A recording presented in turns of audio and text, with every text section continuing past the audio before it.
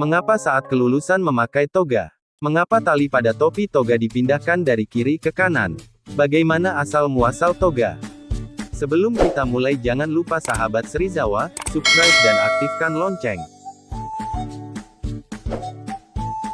Di Indonesia, secara umum kostum kelulusan disebut toga, berasal dari penyebutan untuk pakaian di zaman Romawi kuno. Pada masa tersebut, kaum intelektual kerap memakai kain panjang kira-kira 6 meter, yang dibalut sedemikian rupa, sehingga membentuk kostum. Bedanya dengan pakaian biasa, toga tidak dijahit.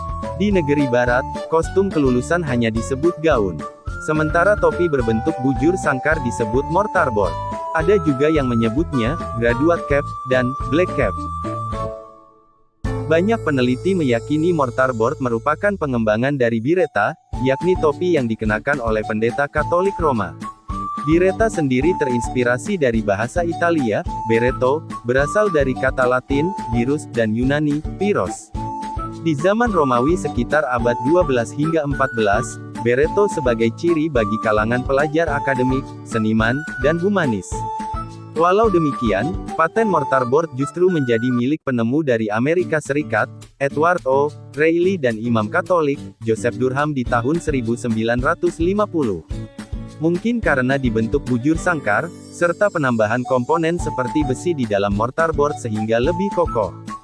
Nyatanya, tak semua mortarboard dewasa ini memakai besi di dalamnya. Sejak disahkannya paten tersebut, mortarboard dengan bentuk seperti yang kita lihat dewasa ini menjadi umum di seluas dunia. Penambahan komponen tali pada mortarboard pun diduga berasal dari tradisi orang Amerika. Di negara tersebut, semua jenis kelulusan dari tingkat sekolah dasar hingga SMA serta universitas selalu memakai gaun dan mortarboard.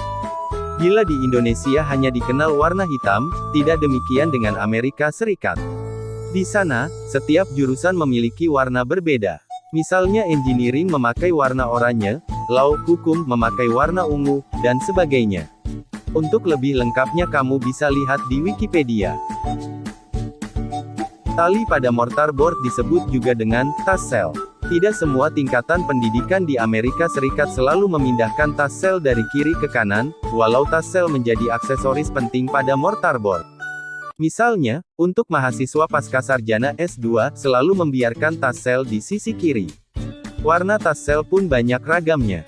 Pada tingkat senior high, sebanding SMA, warna tassel terdiri dari 3 warna, salah satu menjadi warna sekolah tersebut color identity. Lalu di tingkat sekolah tinggi, mahasiswa yang lulus dengan gelar cum laude mengenakan tassel berwarna emas. Mengapa pada kebanyakan upacara kelulusan wisuda tassel sering dipindahkan dari sisi kiri ke sisi kanan? Banyak pendapat mengenai ini, tanpa ada dasar yang pasti. Salah satu pendapat mengartikan, pemindahan ini mengartikan bahwa seorang mahasiswa saat masih belajar di universitas selalu menggunakan otak kiri. Maka, setelah lulus pemindahan tassel ke sisi kanan dengan harapan saat terjun ke masyarakat, siswa tersebut juga menggunakan otak kanan. Sementara pendapat lain, umum dipercaya masyarakat barat, menyebutkan ini hanya prosesi biasa. Ada perbedaan di sini, tassel awalnya menggantung di sisi kanan. Ini artinya siswa masih berstatus kandidat calon kelulusan, dan ketika dipindahkan ke sisi kiri artinya sudah graduat lulus.